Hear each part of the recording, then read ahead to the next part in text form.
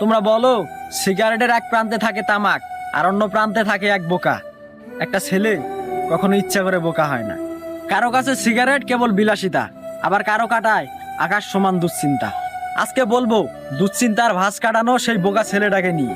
বাস্তবতার চিন্তায় গ্রাস করলে মেধাবী ছেলেটাও এক সময় মেধাশূন্য হয়ে যায়।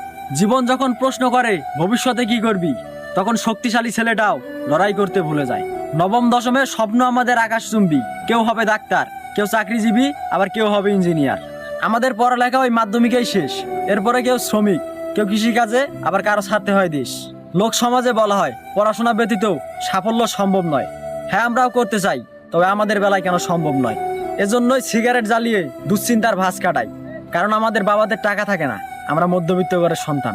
আমাদের জীবন সুন্দর করার আগে প্রয়োজন পড়ে ইনকাম।